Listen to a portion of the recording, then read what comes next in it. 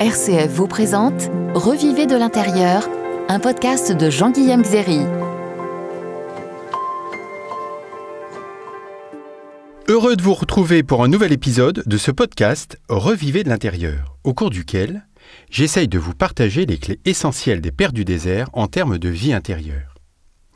Ces spécialistes de l'intériorité qui vivaient dans les premiers siècles de l'Église étaient à la fois thérapeutes, maîtres de sagesse et guides spirituels. Après la sobriété, c'est un autre pilier fondamental de la vie intérieure que je vais vous présenter, l'ouverture aux autres. J'ai été pendant plus de 15 ans engagé bénévolement dans l'association Aux Captifs la Libération, que vous connaissez peut-être, qui rencontre et accompagne des personnes de la rue. Tout fraîchement arrivé, tout plein de mon assurance de venir pour aider ceux qui en avaient besoin, je n'avais à l'époque pas bien compris ce que m'avait dit une bénévole qui avait plusieurs années d'expérience au compteur. Quand je vais à la rencontre des SDF, je ne sais pas trop ce que je leur apporte, mais moi, je reçois tellement que ça me dynamise pour ma semaine. Je vous le disais, la dépollution de notre environnement intérieur, c'est la première base de l'art de vivre des Pères du désert. La deuxième concerne la relation aux autres.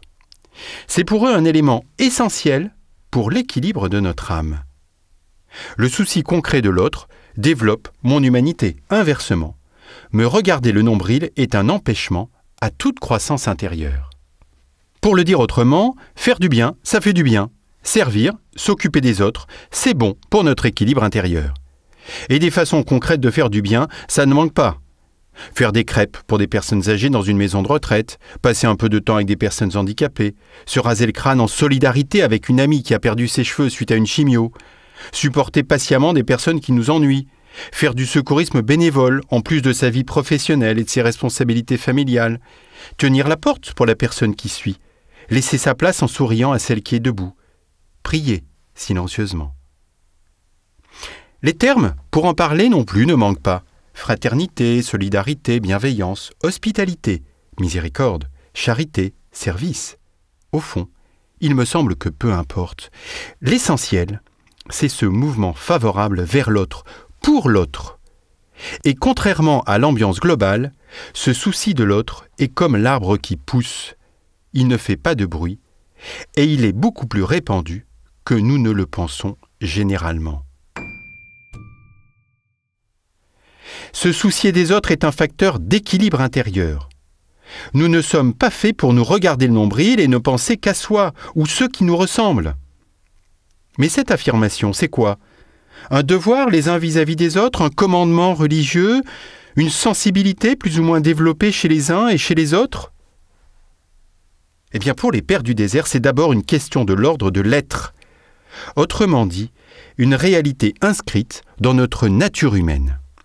En effet, pour eux, ce mouvement favorable vers ou pour l'autre correspond à une disposition naturelle de l'humain. Donc, ne pas l'exercer, c'est ne pas respecter notre nature. Ils affirment que c'est la bonté qui nous humanise et nous donne la santé spirituelle. Bon, à ce stade, vous vous dites peut-être qu'ils vivaient dans le monde de oui-oui. Eh bien, pas du tout. Ils nous expliquent que cette bonté, même si elle est inscrite dans notre nature, est une potentialité. Une potentialité, ça veut dire que je peux l'activer ou pas. Un des Pères du désert, qui s'appelait Basile, la compare à un germe qui contient en lui cette aptitude à aimer. En clair, ça signifie que m'ouvrir favorablement à l'autre, c'est respecter mon écologie intérieure.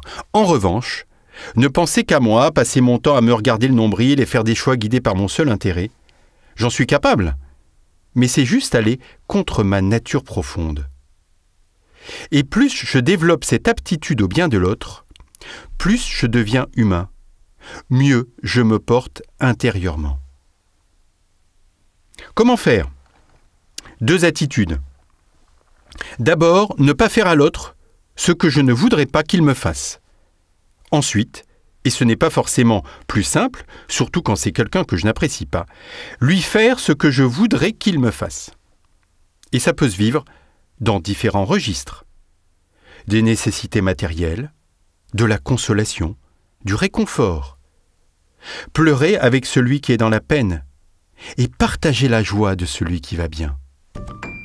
Si je résume, vouloir le bien d'autrui, ou au moins résister à ne pas lui vouloir de mal, ça participe à son bien, au bien du monde, et aussi à mon propre équilibre intérieur.